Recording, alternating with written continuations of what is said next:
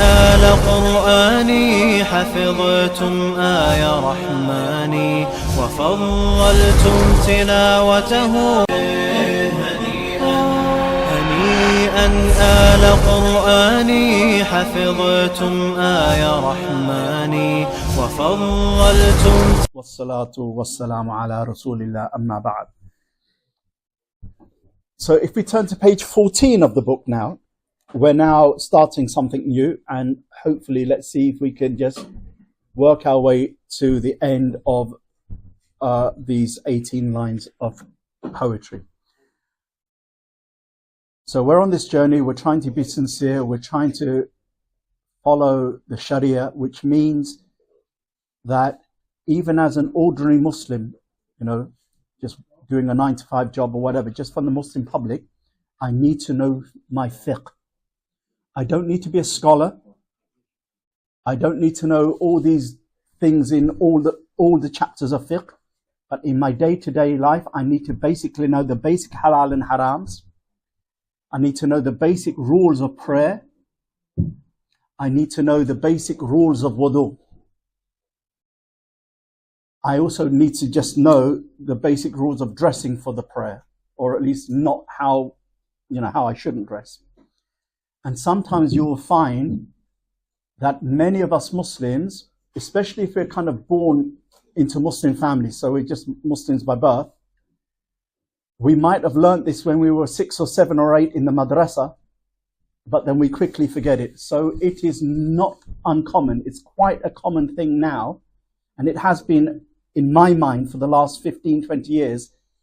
When summer comes along and Muslim men come to the masjid, and a lot of them were wearing t-shirts and jeans, leaving the issue of t-shirts and your arms are bare, leaving that. The bigger problem is sometimes the t-shirt is a short t-shirt, and the brother goes down into sajda, his t-shirt rides up his back, his jeans stick out at the back a bit, and his aura, his nakedness from the back is showing, because the navel to the knee must be covered. There is no excuse for not knowing this. This type of knowledge every Muslim must know. They don't need to know the rules of zakat. They can just ask a scholar when it's time to give zakat. They don't need to know the rules of inheritance. They just need to know Allah has apportioned inheritance in a particular way, and they can ask the scholars for the taqsimat, for the division. They can't say, oh, I didn't know Allah put inheritance rules in the Quran. It's the longest verses of the Quran, or from the longest verses of the Quran about inheritance. How are you then just giving all your money to your oldest son or to your daughter because you don't like your son? A'udhu billah, that's not your haqq, that's Allah's haqq. Stop being a fitna maker on your deathbed. Alright? A fitna maker. SubhanAllah, you'd think, I want to die with La ilaha illallah, but I'm dying with La ilaha illallah, but I'm disobeying Allah intentionally. Ajib. What am I thinking of? SubhanAllah. But the details, I don't need to know. As a layperson, I don't need to know. Yes, a student of knowledge will learn them. Yes, the scholar should know them. So, فَاسْأَلُوا أَهْلُ ذِكْرِ إِن كُنْتُمْ لَا تَعْلَمُونَ. Ask the people of knowledge if you don't know, the Quran says. But every Muslim should know that if I don't wash my face, wash my hands, wash my feet, in wudu, my wudu is on. Likewise, every Muslim should know, Muslim man should know that I need to cover my nakedness, my aura in prayer. Otherwise my prayer, batala salat, my prayer is invalid.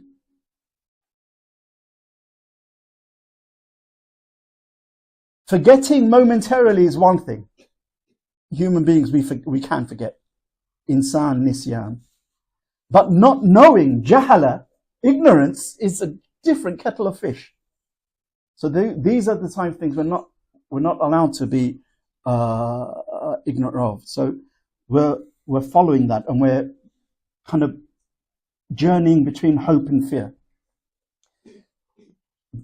Some scholars say, not some, many scholars say, during our lifetime, let fear be a little bit stronger than hope.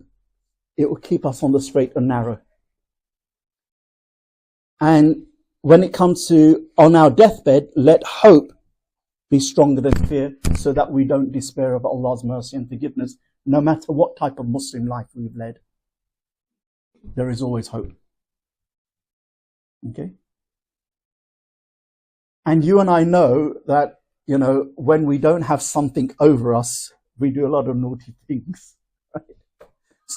It's the nafs in us, it's the shaitan in us, it's the infantile spiritualness in us. So sometimes having the fear of Allah slightly more stronger in the scales than hope of Allah is important to keep us on the straight and narrow. But there are some people who can keep a good balance. But I suspect most of us are still struggling. Okay. And then love of Allah, we need to make that the central core thing, such that tahabbub ilallah bima yarda, becoming beloved to Allah, becomes my goal by doing what pleases Him. And loving the believers and putting ourselves in their service and loving good for humanity becomes our second nature. The kind of Muslim we don't want to become is, I'm really good at prayer, I'm really good at fasting and sadaqah. I finish the Quran, so many times a month or so many times a year. But I'm the stingiest. I have the worst character. I'm the harshest. I don't keep my promises. Of course, we don't want to do the other thing, that somehow promises or being generous is more important than prayer. There isn't. After the Shahada, there's nothing more important than prayer, according to the Quran, according to the teachings of the Prophet. But we don't want to be that type of Muslim who doesn't have any understanding of huquq al-ibad, the rights of others, and relating to others. The Prophet was rahmatul lil alameen, more so in the way he behaved with others. Not just because he came with the light from Allah, the guidance from Allah. Of course, he was a rahmah for that as well. And quite often, Ibn Rajab al-Hanbali, 800 years ago in Syria, said, Muslims today, he says, are in one of two camps. Either you find Muslims that are really good on huququllah, fasting, praying, Quran and whatever, and they're useless, and you hardly find any huququl ibad, or they're really good at huququl ibad, people and service and khidmah and helping the poor, and they don't pray or they hardly fast. No, he goes, Allah came with the perfect guidance and wants us to be a whole human being. Our humanity has to be a comprehensive whole humanity. Okay, otherwise there's dysfunctionality. And then Imam Sa'adi says, Rahmatul alayhi, يتقربون إلى المليك بفعلهم طاعاته الترك للإسيان, seeking nearness to the sovereign master, meaning Allah, seeking nearness to Allah by obeying Him and forsaking disobedience. Seeking nearness to Him. Today, if I haven't asked myself the question, I need to go home and ask myself the question, is my life about qurb, about drawing closer to Allah, seeking nearness to Allah?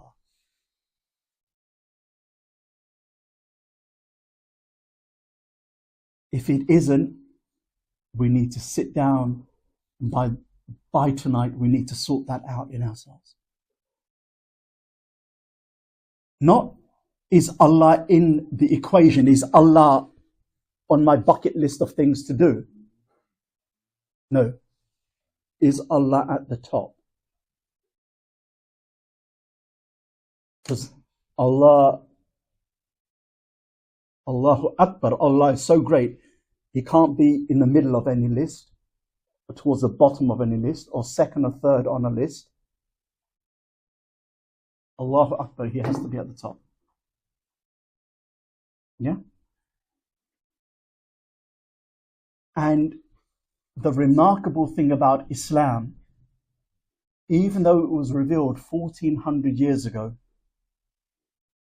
it is a way of life, of living, that is still practically doable even today, despite the challenges. What is the proof of that? Have you ever gone down to, you could do your local mosque, you could do this mosque, but let me pick an obvious one. Have you ever gone down to Whitechapel Mosque in the last 10 days of Ramadan? At night, during Taraweeh times? Have you ever gone to Regent's Park Mosque the last 10 days of Ramadan and at night? And not only do you see the mosque overflowing, sometimes on the streets, most of those are young men and women. It's not the retired geezers, pardon my French, it's the young men and women. And somehow, young men and women, despite the level of challenges they have, which wasn't my generation, I'm a child of the 70s and the 80s, okay, nor was it the challenges of my parents' generation. The challenges that they have now, okay, they're still, Allah is still giving them tawfiq to, yeah, they haven't got it perfect, but subhanAllah, they know their priorities and they have a vision of where they want to be heading. That's a remarkable thing, and that is a living proof that Islam is doable, unlike Anglican Christianity.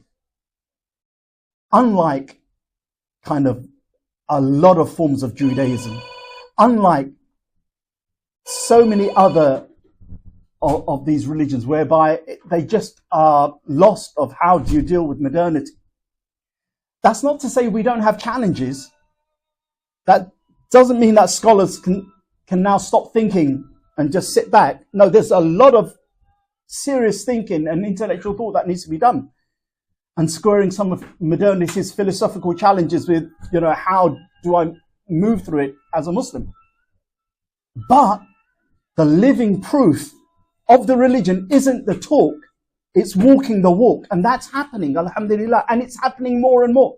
And at the time when you'd think the Islamophobic content on social media or on the news or in the newspapers, or just kind of not Islamophobic, but just not very picturesque about Muslims.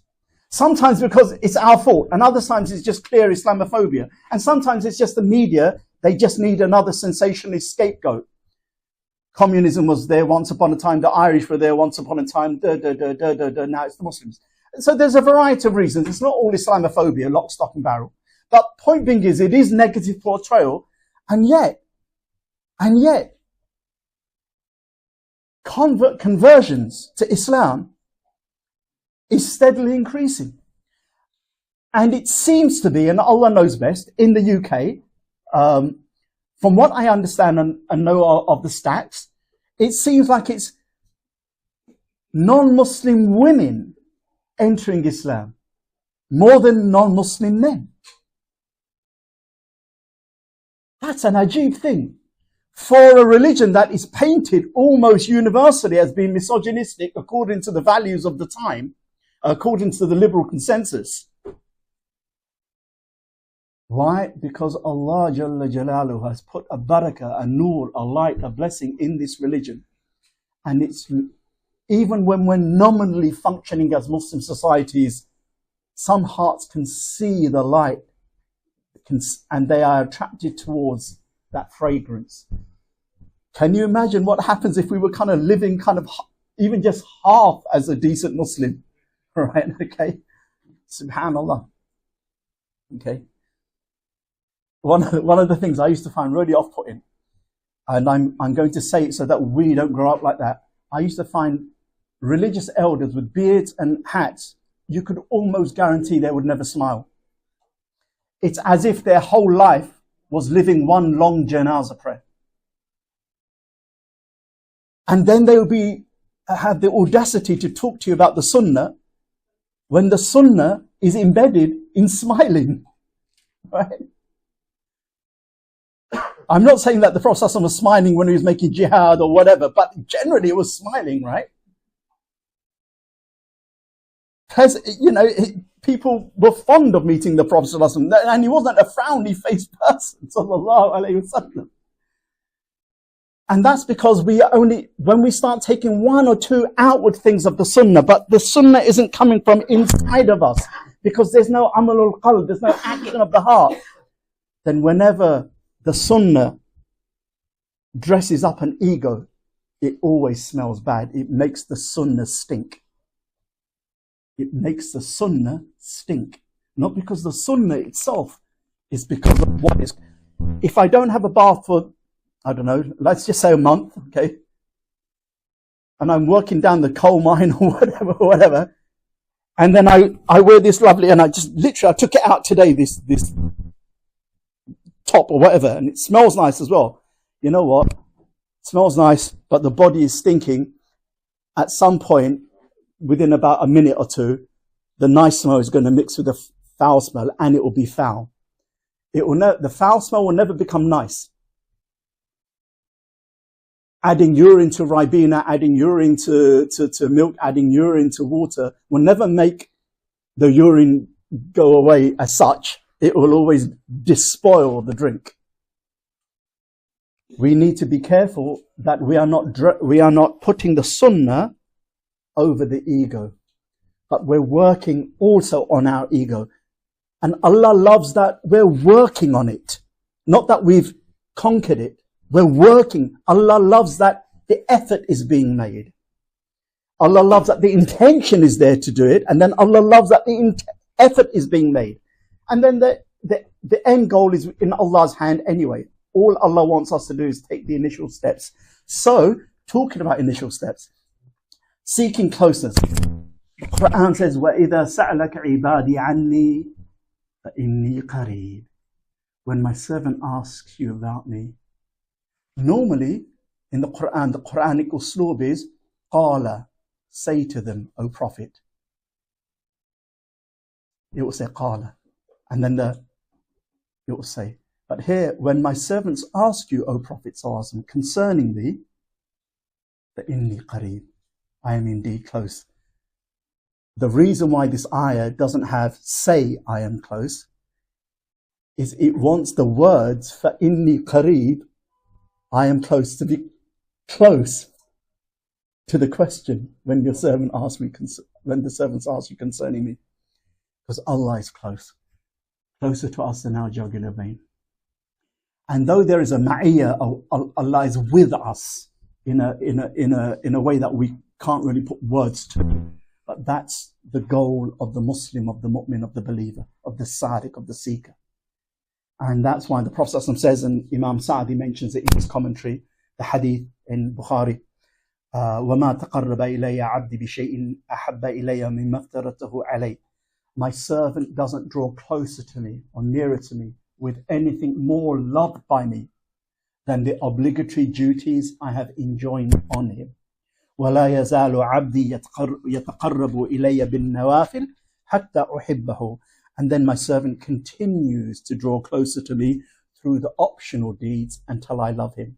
So people, in the beginning, we're kind of really not lovable creatures.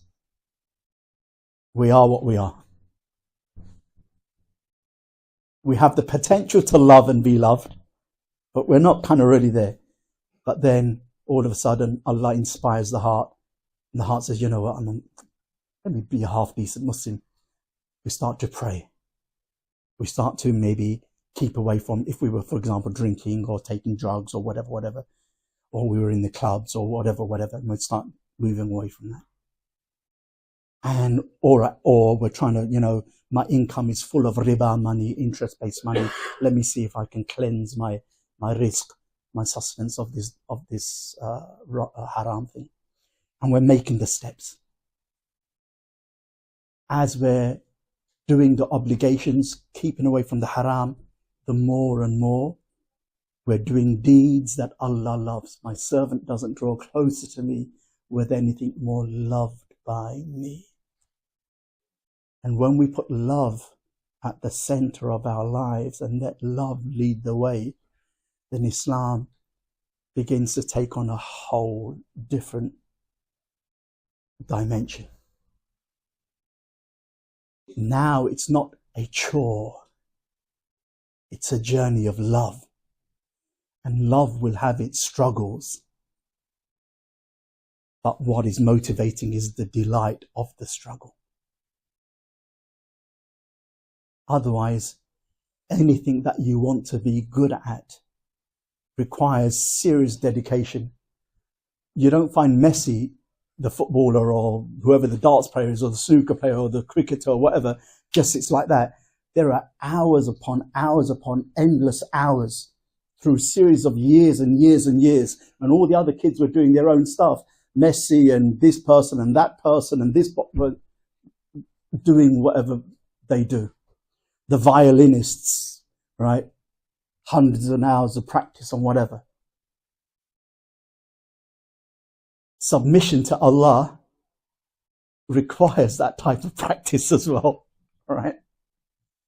When people are doing their own stuff, the Muslim is trying to perfect his or her taslim, his surrender, submission, his Islam. Okay, because Islam doesn't mean peace. That's not in our classical books. Let's kind of be clear on this. The word Islam and Salam, of course, to the ear they are related, and there is a relationship. But Islam is not derived from the word Salam. Islam is not derived from the word Salam. It's derived from the word Istislam. And Istislam means surrender or submission. In this case, it means Istislam lillah bi ta'atihi, surrendering to God, to Allah, through obedience to Him, loving submission to Him. Through that, hopefully, salam will begin to come.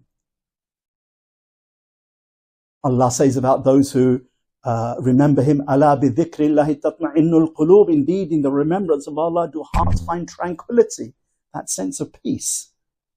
Okay? There'll be not perfection, not utopia, but there'll be more of a better peace on earth under Allah's way of life than they would through our own thinking and way of life. But there'll never be a utopia. This world will never be perfect. There will always be hurts and harms and crimes and whatever. But living under Allah's, there will be Allah's barakah. Utopia is what we call Jannah, paradise, right? Utopian idealism is really a secular idea that some politicized Muslims kind of got affected with back in the 50s and the 60s, and it still kind of lingers on in some writings, but it's not our way. So once we have that taqarrub, that I want to be journeying close, then we take delight from another hadith of the Prophet. The Prophet said that Allah said, whoever draws closer to me by a hand span of a hand, I will draw closer to him by 2 hand spans. Whoever draws closer to me by an arm's length, I will draw closer to him by 2 arms lengths. Whoever comes walking to me, I will come hastening to him. Meaning, fil haraka baraka, as our Shaykh say, in movement there is blessing, movement towards Allah. We make the initial effort, the divine response will be more generous than we could ever imagine. We give to Allah a little, the divine generosity will just give to us more than we can imagine. Because what Allah loves more than anything else is the intention and the will to do and the initial steps. Allah will take it from there. That is suluk. That is tasawwuf. That is tazkiyah. That is purification. Right? Everything else is like, well, it could be artificial. So the next, after drawing closer. So again, here is the blueprint. My servant doesn't draw closer to me with anything more beloved to me. Allah's not interested in me doing loads and loads of tahajjud and giving loads and loads of sadaqah. Tahajjud is not obligation. Sadaqah is not an obligation, not a fard. Whilst I'm not praying my 5 daily prayers, or I'm not giving my zakat, for example. This is making a mockery of Allah's deen. If a person only prayed their 5 prayers and only gave the zakat and only kept away from the haram and did no extra things, then the Prophet ﷺ said to that person who said that's only what they're going to do, he said, you'll go to Jannah. So I need to work out first whether I'm a young Muslim or Muslimah or an old Muslim or Muslim or in between. Am I fulfilling the fara'id? And the fara'id, the obligations, are not just to Allah, prayer, fasting, reading Quran, but also the huquq. Am I giving the rights to my parents? If they're Muslim, they have certain rights. If they're non-Muslim, they have rights, but certain other rights. I'm living here amongst primarily non-Muslims in a non-Muslim country. The non-Muslims have a right over me. And one of those rights is related to dawah. I don't have to be a Hamza Sortzers or something like that. But I do need to, or Sheikh Abdul Hakim Murad, but I do need to be able to convey, at least through my actions, what Islam might possibly be. And that it possibly might work for people who are not brown as well, right? But if we start presenting Islam as just a brown thing or an Arab thing, when it's not a brown thing and it's not an Arab thing, then the non-brown person, the non-Arab person will think, I can't see what this Islam is going to do for me.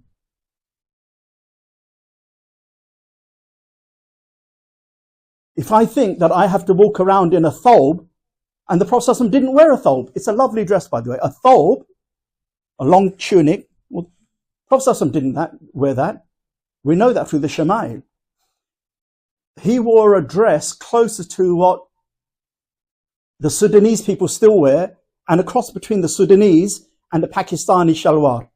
That way you can get on a horse. Have you ever tried to wear a thobe and get on a horse or a camel? It ain't going to happen. It ain't going to. But alhamdulillah, it's a Muslim dress. But it's a Muslim dress, but not an Islamic dress.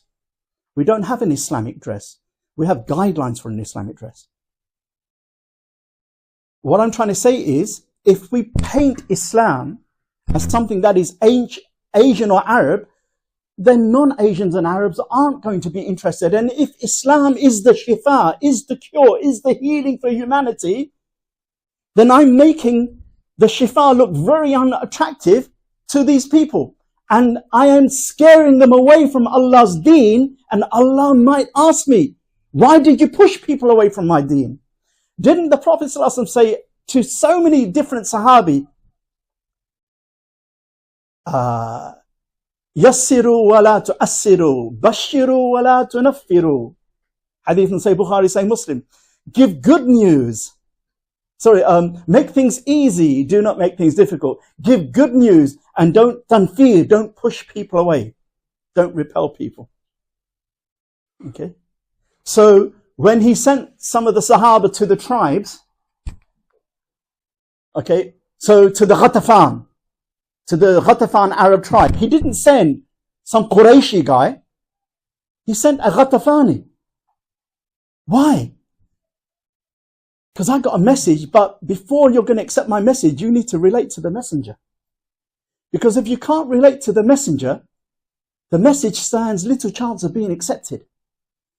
But we make ourselves unrelatable. Right?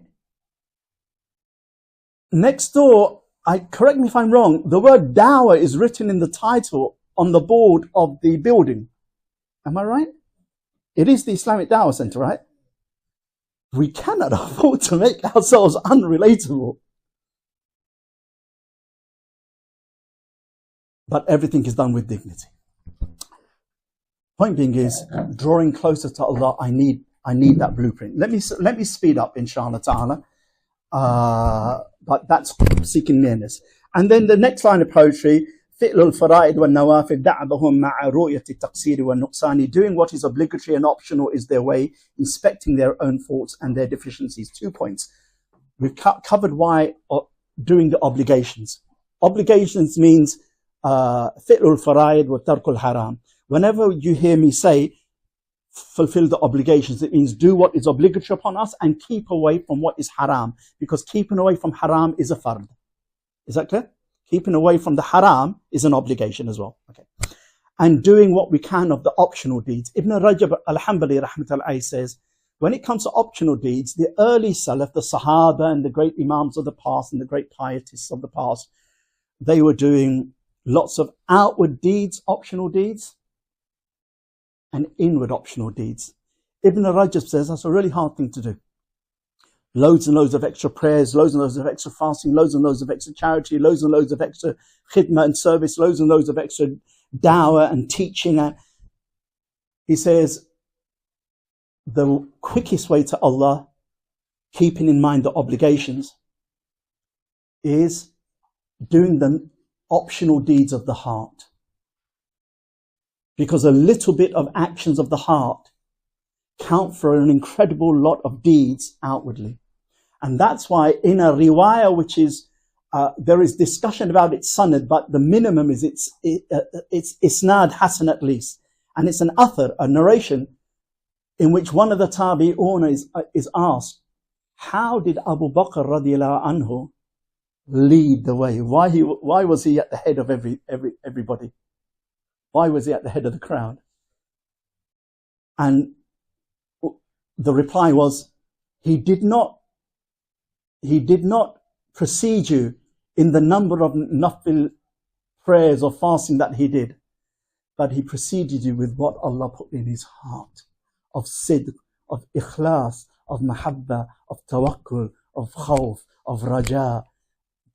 And those things weigh a mountain's weight on the Day of Judgment.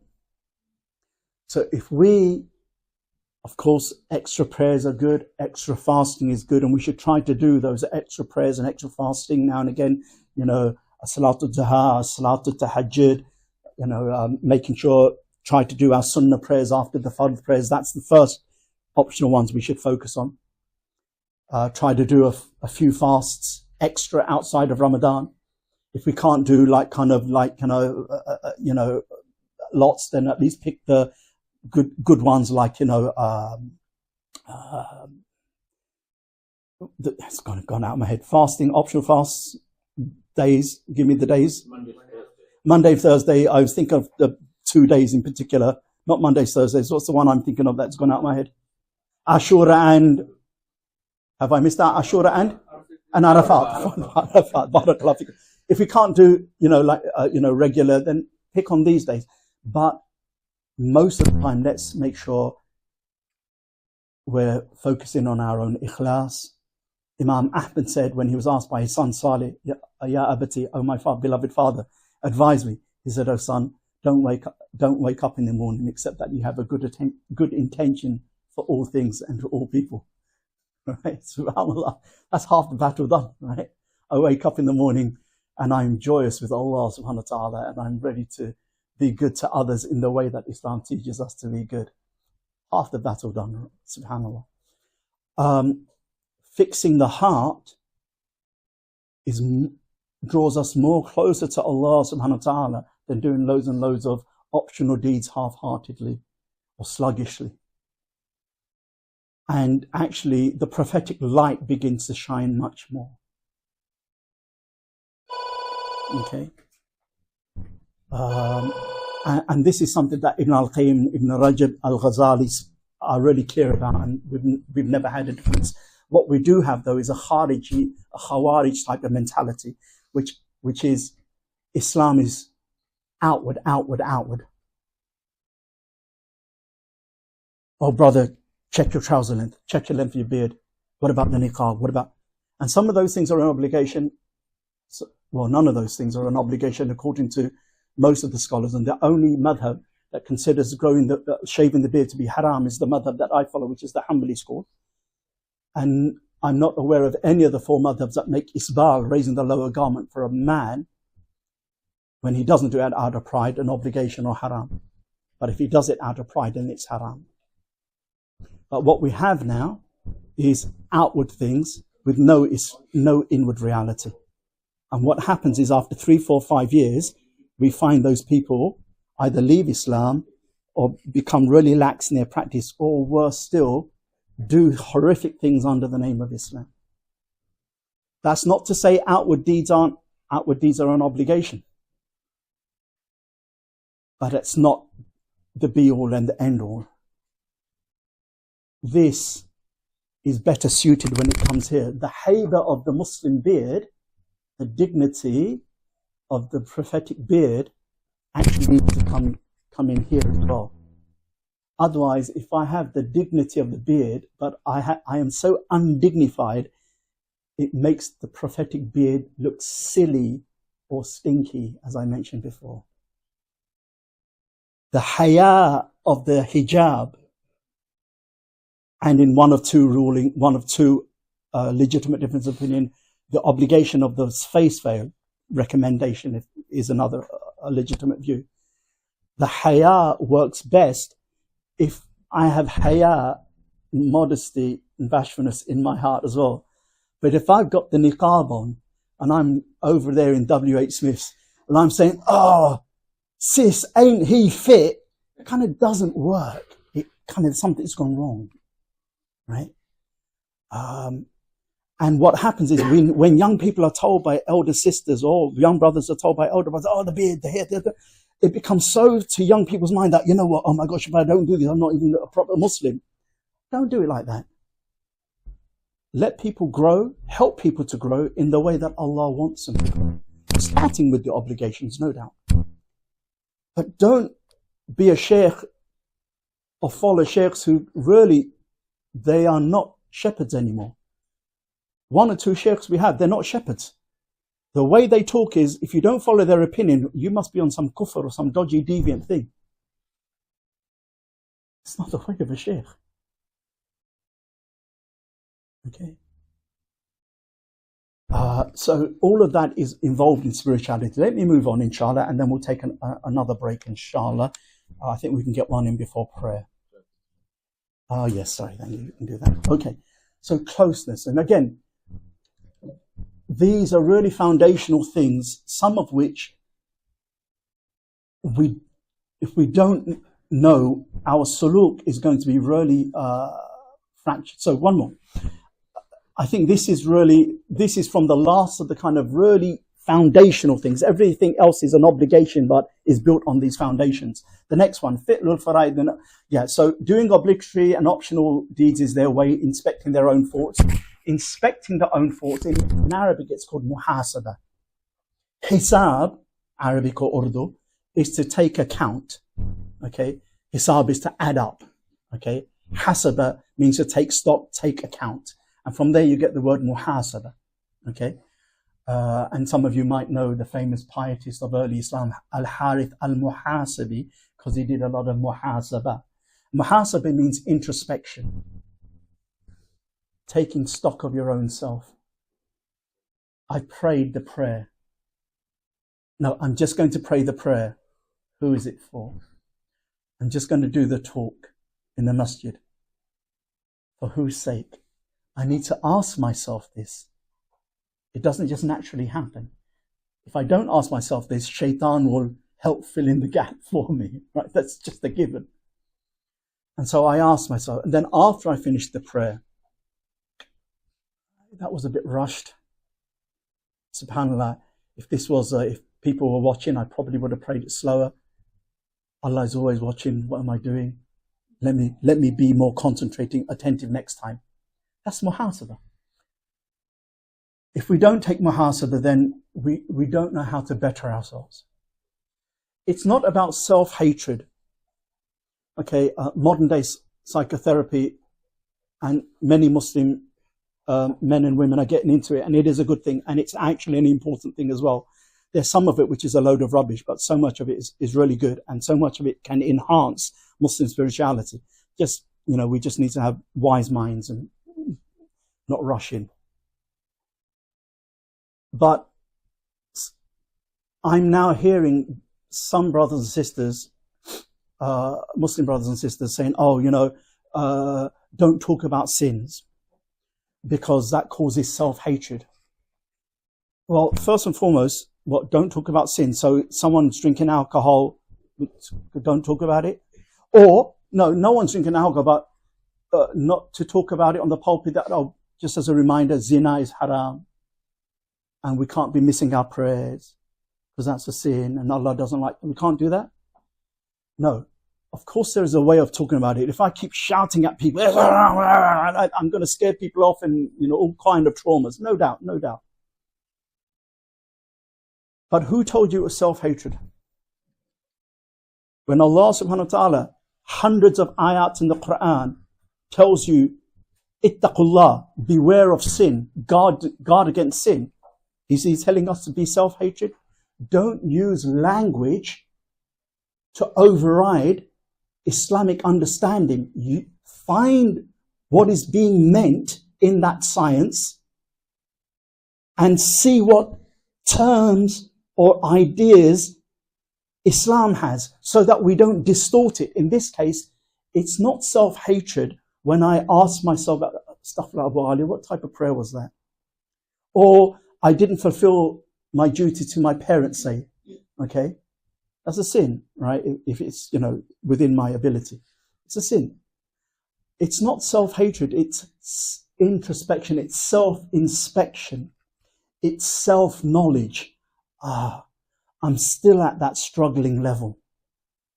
Yeah, my talks are, be a saint, and I'm giving everyone this, but actually, self-knowledge tells me that I need to kind of have a better relationship with my parents, or I need to pray properly, or I need to stop doing this haram, and whatever. Self-knowledge tells me that, as much as I love Wimbledon and tennis, I can't watch women's tennis on TV, but I can listen to it on the radio.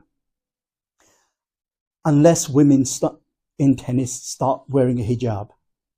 And even then, I probably wouldn't be able to, because it wouldn't be appropriate. And Allah has forbidden to see haram things.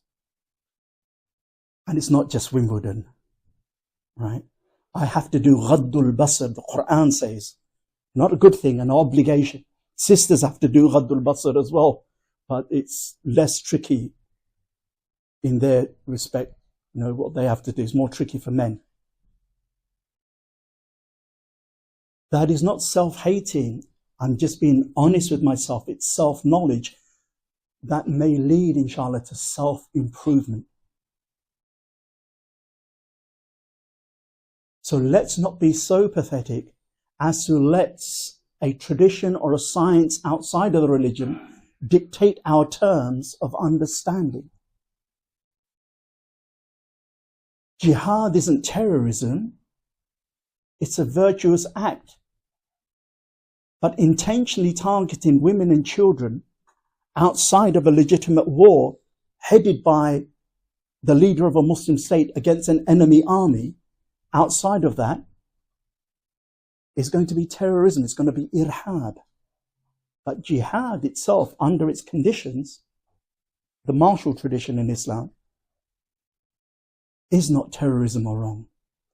We don't need outside people redefining our deen. It's important that we're intelligent enough, spiritually and mentally intelligent enough, to work these things out in light of sound scholarship, that is. It's important. And so be careful, brothers. One of the things we hear, I'm an East London lad on the streets. Behave yourself. If that's the limit, first and foremost, I can't see anyone here. There's a few people here who might be older than me, whatever. So there are very few people here who are older than me, and very few people here who were raised up on housing estates in London in the 70s. Okay, Chingford housing estate in the 70s, all white, with like 2 Asian families. We were one of them. Paddington, right? Okay. And then Cathedral Road estate, which is all black, barring a few Asians and 1 or 2 white people who could survive. Sawn off shotguns and things like that. But that doesn't make you anything in the sight of Allah. Being an East London lad or a West London lad, or running with that posse, or running with this gang or whatever, it doesn't make you anything. It makes you a chump. It makes you a chump. It makes you a chump.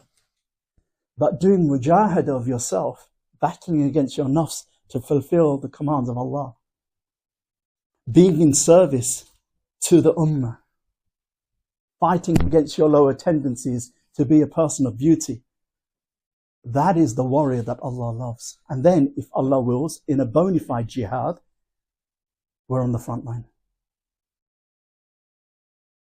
But being a lad in East London, If that's your goal, if that's what you're proud of, then you are a fool. And any gangster is a fool.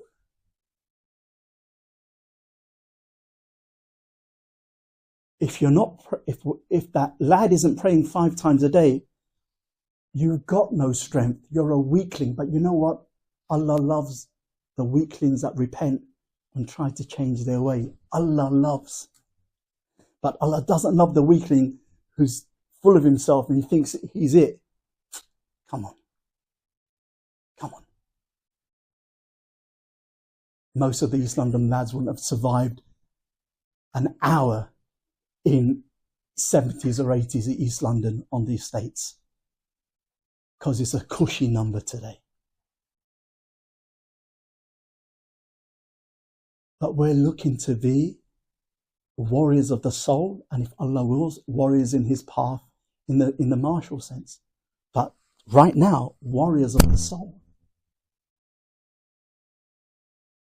Right? When we're on that path, Allah opens up vistas. So let me just finish with the next one, muhasabah. So we just need to, once upon a time, the biggest obstacle was walking out your house and you have all these distractions. As a young lad, you walk out your house and you have thousands of distractions. Now you don't have to walk out your house because it's all there, right?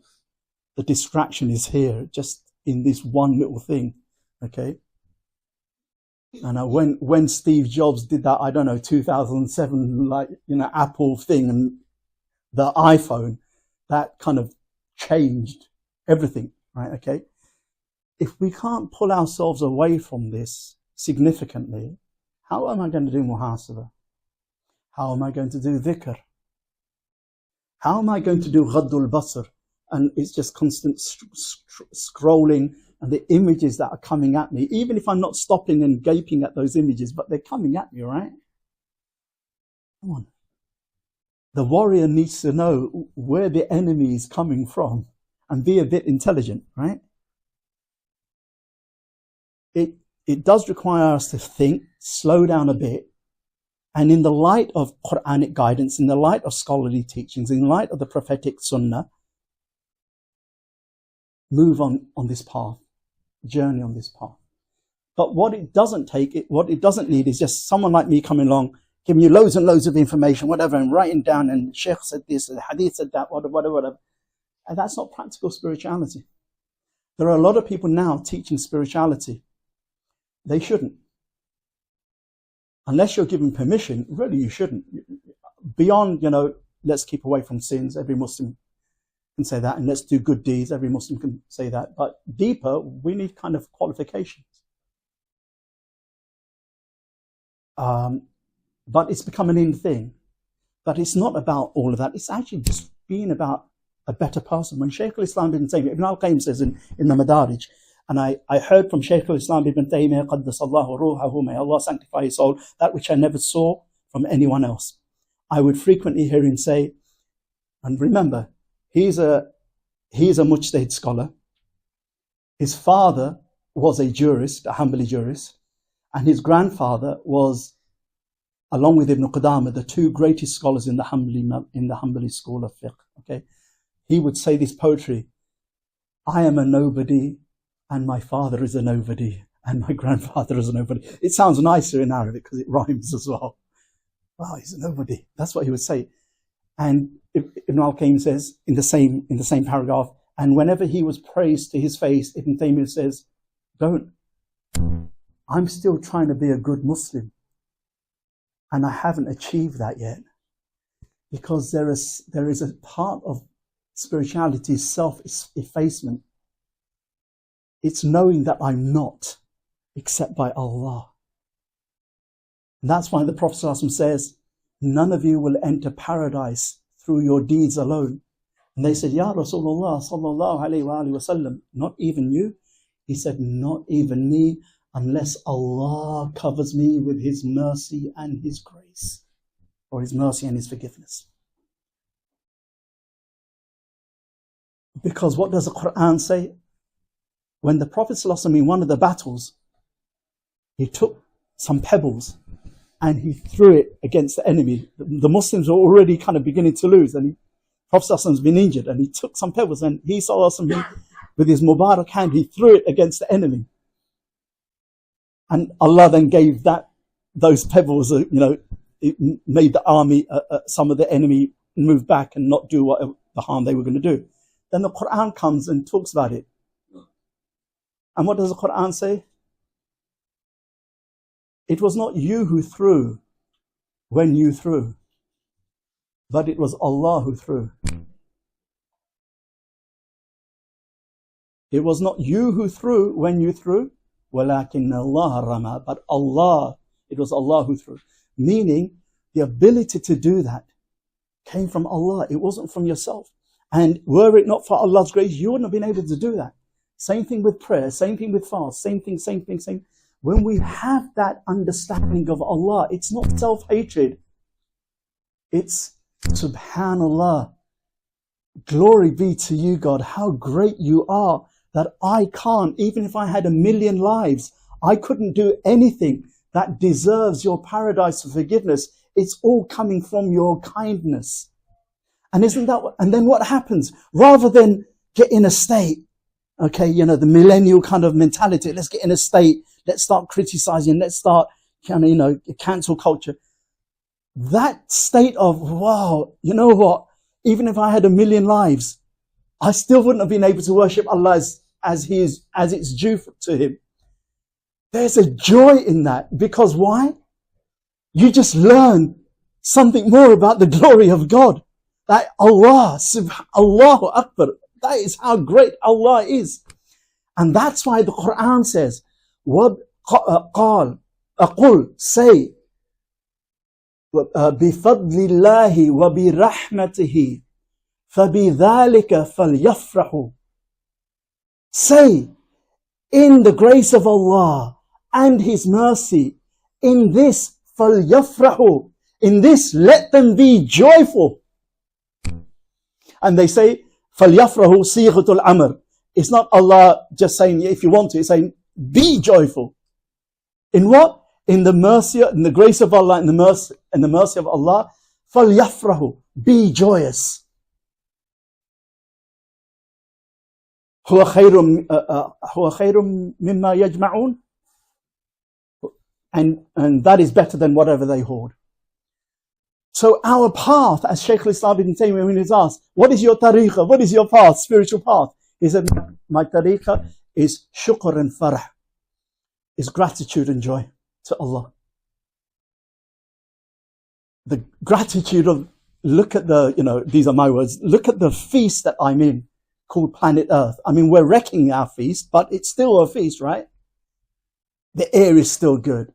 There's different diversities on it. There are colors, and I have cones and rods in my eyes that are so sensitive, and this and the other, and the way that I'm being designed by Allah, and. There's not one type of food. There's so many food. There's not one type of people. There is so much to be wowed about and enchanted about life and about the world. About the nature of how Allah's created the universe, about Allah, about religion, about the journey, about the hereafter. There's so much to be thankful for, and that thanks makes us live in delight. We feast on the feast that we're given. We partake of it happily, halally, but happily. We don't go gorging into it because we don't want to get too clingy to this world, but it's there for us. Allah created it for us. We don't tiptoe around the world. Some religious traditions might have to do that, but we walk through the world. We marry, we have children. Our spiritual life is not in the cave.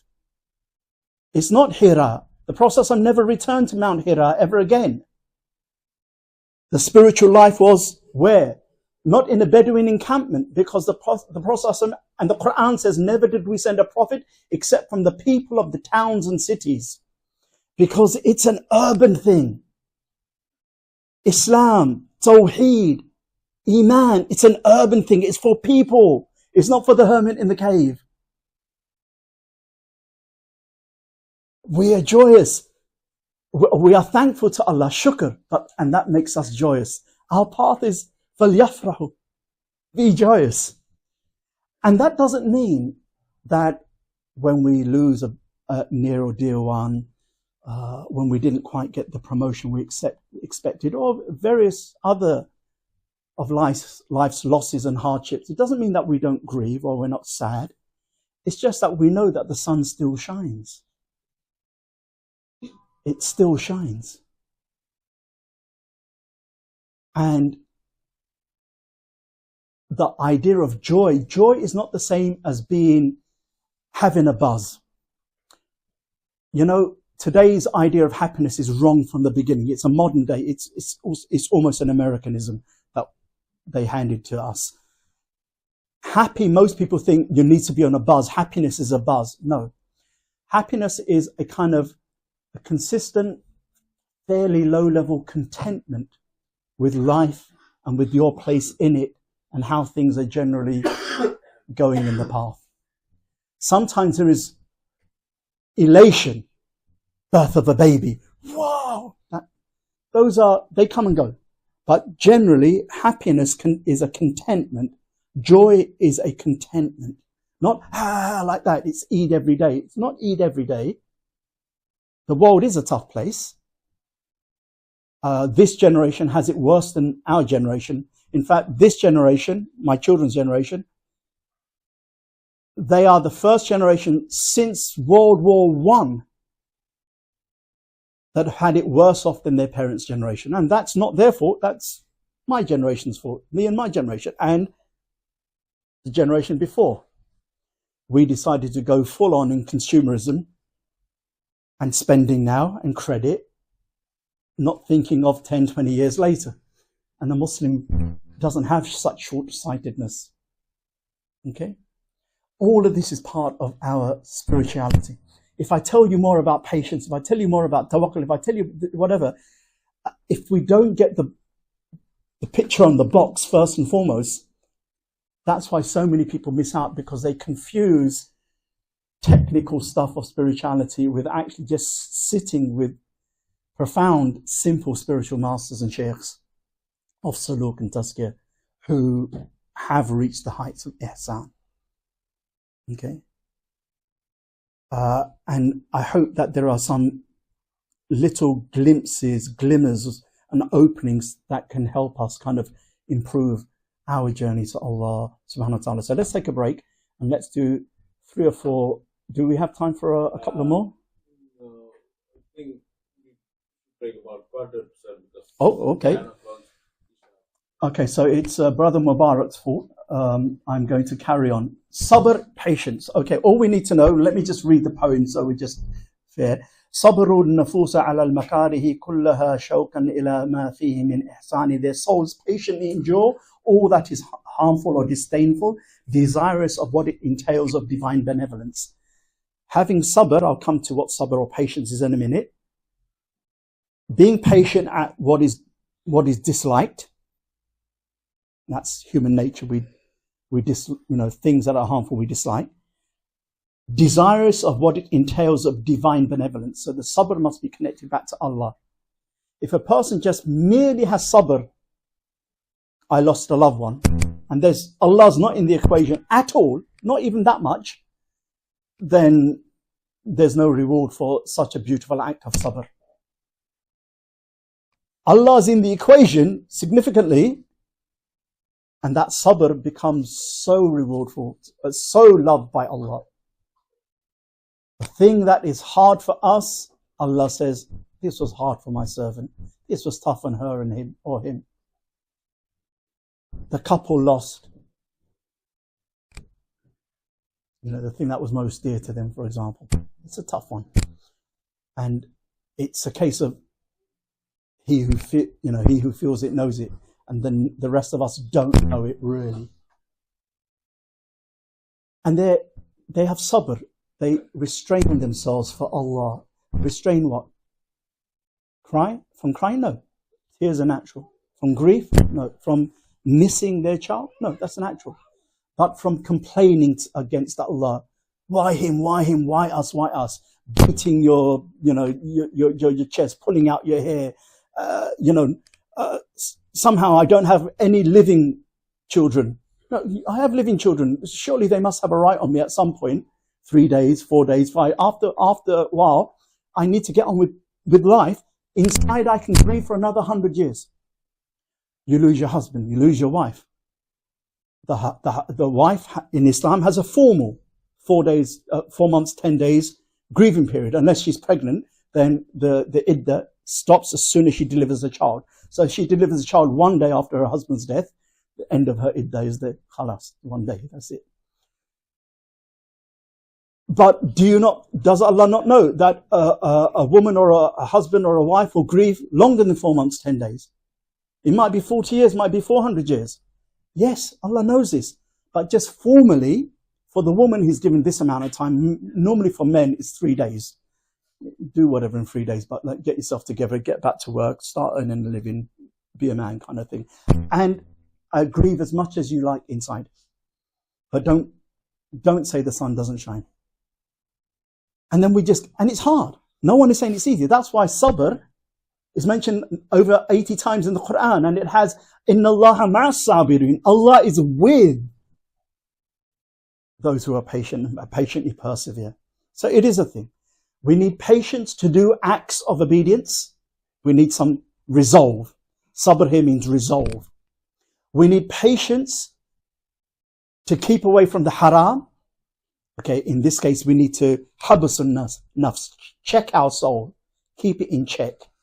That's the meaning of sabr. And we need sabr with Allah's qada. The way that Allah unfolds our destinies, sometimes it's, we can smile at it, and sometimes it's hard to smile, right? Sometimes it's sweet, sometimes it's bitter. That's just life. But beginning to have rida bil qada, being content with Allah's decree, doesn't mean father's passed away or dear mum has passed away. I have to be rida bil qada. I have to laugh. No, it just means, alhamdulillah, I thank Allah for the years that He gave me with them. We had good years. Allah is kind. Allah is kind that my parents died on Iman, and my parents said the kalima just before they passed away, and they passed away with hope in Allah. Allah is kind. Okay, but heart is still grieving, right? Allah is kind and merciful that He allowed us to bury them quickly, as per the Sunnah and as per the beauty and the dignity of Islam. And more than 40 people, righteous people, came and maybe at their janazah or whatever. So in the tragedy, there are still so many glimmers of hope. We just need to choose to see that as well. And that doesn't negate our sadness and sorrow. When Ibrahim, the son of the Prophet, died just under 2 years old, Prophet he's weeping tears, and one of the Sahaba confused this weeping with wailing, because the Prophet has forbidden wailing. And he said, Ya Rasulullah, tears, but I thought you forbade this. He said, no, these are from Allah. These are from Allah. The eyes shed tears, he said, the heart grieves, but we say nothing to offend the greatness of Allah. So even how to deal with how life unfolds and its challenges or its traumas and tragedies, there is a spiritual way, but it requires the heart to see. It requires the heart to remember Allah, and it requires some basic intelligent, not scholarly knowledge, but just basic intelligent knowledge of Islam and its spiritual intelligence, social intelligence. You don't need to know the rules of fiqh, zakat or whatever like that, as I said. But these kind of things, each of us can learn, because They're not difficult. You don't have to go and study in a madrasa. Literally, if you've been to, if we went to a Friday mosque that does decent khutbahs and we've been there for 4 or 5 years, half of this should have already been covered. That's how basic it is to Muslim life. And sometimes you don't even hear it. You just pick it up from other Muslims. Or now and again you visit the shuyukh, the sheikhs of suluk and tazkiyah, and you kind of benefit from their company. But if the heart is not ready to, I want to absorb light, because I already feel that I'm a luminous person, right? Is there anyone like me? If I've got that attitude, or what can I learn? I'm in my case 60, looking forward to my kind of free bus pass soon, and travel pass on the tube. What can I learn? I'm 60. There's probably could learn loads and loads of things. If I have that attitude, then, or as a young person, no, this is not interesting stuff. Let's get into arguments and let's get into debates and let's see if we can run rings around this atheism. No doubt, atheism and liberal secularism, they throw challenges at us, no doubt at all. But really, that's our Islam? 4 or 5 hours of a debate video, and what? And we became closer to Allah? Show me one person, this is rhetorical, right? That as soon as they watch that 4-hour video of, some atheists getting trashed by some Muslim apologists, the next thing they were on their prayer mat, on their janamas, they were weeping for the glory of Allah because they were so connected to Him. Doesn't happen like that. Argumentation just hardens the heart, and when it's not for Allah, Allah's not interested. Allah is not interested. Because then Islam just becomes a dunya thing, not an akhirah thing. Because if it's not all about Allah, then Allah is not interested. That's really the central message of Islam. Okay? And it is a journey. It's easier said than done, but at least we should know the end destination. Right? So we ask Allah subhanahu wa ta'ala that He puts into our hearts a joyfulness of the deen that He's given and a joyfulness of who He is. And we ask Allah subhanahu wa ta'ala that He help us roll up our sleeves and battle our ego. We ask Allah subhanahu wa ta'ala that He give us the tawfiq to begin to embrace some of the virtues of the heart, or the spiritual stations of the heart. And we ask Allah subhanahu wa ta'ala more than anything that He just make us people of beauty, inwardly and outwardly. And that is by following the Sharia and the Seerah and the Suluk of Al-Mustafa, the chosen one, sallallahu alayhi wa sallam, and knowing that this one verse is the relationship between us and Allah. Of course, there is love. There's, oh Allah, grant me the delight of gazing at your face and the yearning to meet you. But there is also this, Ya ayyuhan nas, antumul fuqara, wallahu wal ghaniyul hamid. Sorry, Ya ayyuhan nas, antumul fuqara ilallah, wallahu wal ghaniyul hamid. O mankind, antumul fuqara ilallah, you are the most needy of Allah. Wallahu, and Allah, huwal ghani al-hamid. Allah is al-ghani. He's self-sufficient. He's independent. He needs nothing and no one outside of Himself. Al-hamid. Therefore, He's worthy of all praises. We are fuqara, we are faqir, we are dependent on Allah, even just to breathe or to blink. And in that neediness, we learn to find joy. Because it's not like being needy to a tyrant like Assad or some other shabby tyrant. It's not like that.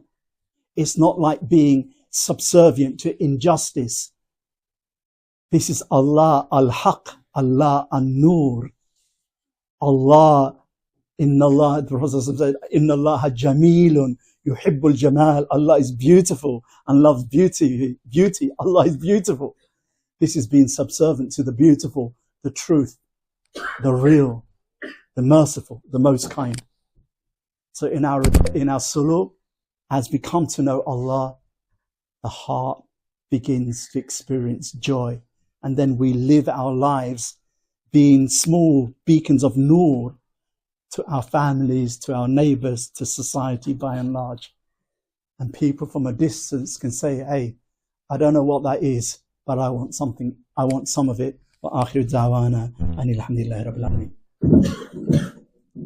Alhamdulillah, wassalatu wassalamu ala rasulillah amma ba'd. So what we'll do is I'll open the floor to Q&A, and I'll try to weave into some of the answers some more of the content of the book. But we stopped at actually the Station of Contentment, where Imam Sa'adi, the author, says, "Nazulu bimanzilati rida fahum biha qad asbahu fi jannatin wa amani." They arrive at the station of contentment, rida, ultimately reaching the garden and safety. And the only point I want to make is, whereas sabr, patience, is an Islamic obligation, I'm not allowed to say things when a calamity happens for which I have to be patient with, or I experience a loss or something for which I have to patiently persevere, then that becomes an Islamic obligation, and I'm not allowed to say words that offend Allah, okay, why me and all that, and complain against Allah, and I'm not allowed to do anything haram, such as wailing and beating the chest and whatever if someone passes away, for example. And it doesn't mean, patience does not mean complacency. Patience means actively persevering. Try again. You failed your driving test, try again. Study harder, take more lessons, try again. Complacency is, oh, can't do anything about it. Patience is trying again, or, right, we use that tactic, I've used that means, it hasn't worked. I'll either let me wait a while to use it again, or find another way. It doesn't mean to give up, okay? But it does mean to restrain and keep oneself in check, and it's an obligation. Whereas rida, being content.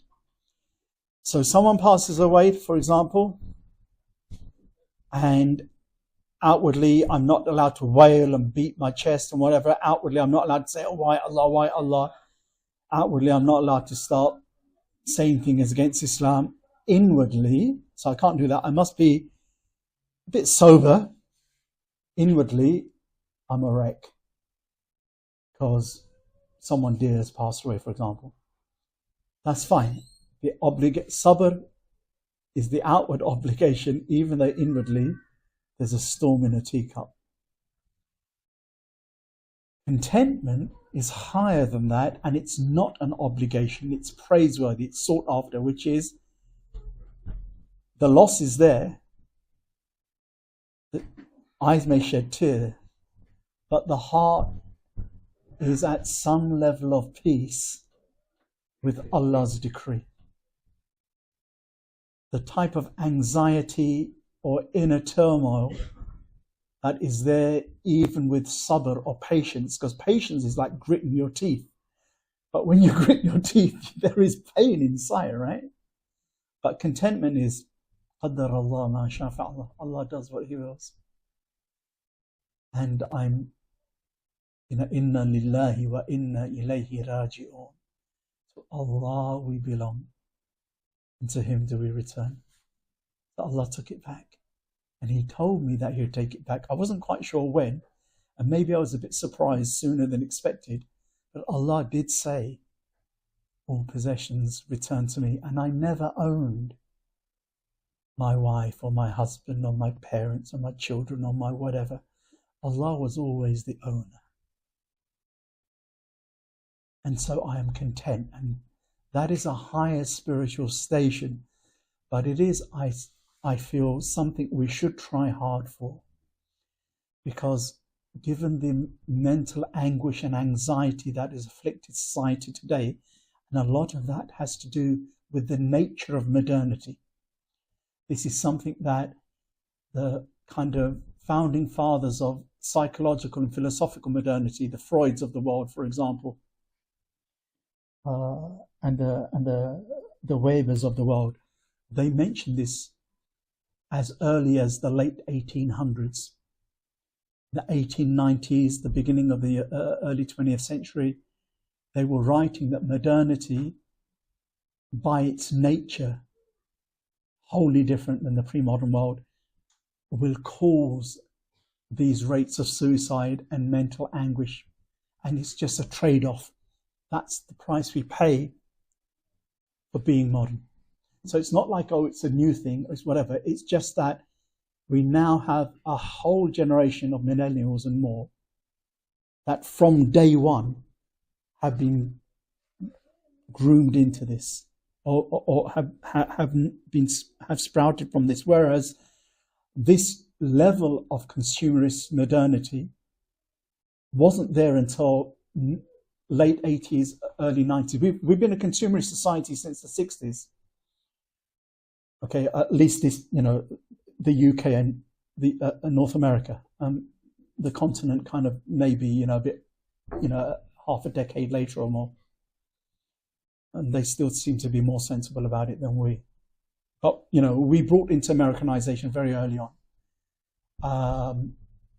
But my generation, so I was born in the mid-60s, really big consumeristic ways and the very individualistic nature of modernity didn't really strike us as a country, as a culture, until somewhere in the 80s, but it was just a trickle. But by the time of the 90s and the noughties, it's kind of become the norm, the default. And so that generation that was born in 1999, 2000, 2001, that kind of thing, they breathe it from the very word go, whereas my generation didn't quite breathe it. We got groomed into it. And my parents' generation, they saw the beginnings of it, and some of them didn't even get, sucked in by it. So that's, and the antidote for that does seem to be rida bil qada, just being content or at peace with Allah's decree. That doesn't mean we don't do things to fix. We don't do the right things, responsible things to fix whatever is broken. It just means that we try to rise above patience so that inwardly we're at peace. But it's not an obligation, whereas sabr is. So that's what I wanted to just end up on that. And, ذَاكَ طَعْمُ الْإِيمَانِ, the Prophet said, he has tasted the sweetness of faith. مَنْ رَضِيَ بِاللَّهِ رَبَّ وَبِالْإِسْلَامِ دِينًا وَبِمُحَمَّدٍ صَلَّى اللَّهُ عَلَيْهِ وَسَلَّمَ رَسُولًا. He has tasted the sweetness of faith, who is content with Allah as his Lord, Islam as his religion, and with Muhammad sallallahu alaihi wasallam as his prophet. And this is a morning dua. The Prophet taught us to say morning and evening. رَضِيتُ بِاللَّهِ رَبَّ وَبِالْإِسْلَامِ دِينًا وَبِسَيِّدِنَا مُحَمَّدٍ صَلَّى اللَّهُ عَلَيْهِ وَسَلَّمَ نَبِيًّا أَوْ رَسُولًا, or words to that effect. Because when we keep saying it with even half the meaning of what we're saying, inshallah, outwardly, it will start sinking to us inwardly. That's the hope, inshallah. So with that, I'll stop at that. That's kind of just past the halfway mark, and I'll weave in other things in the Q&A. So, floor is open.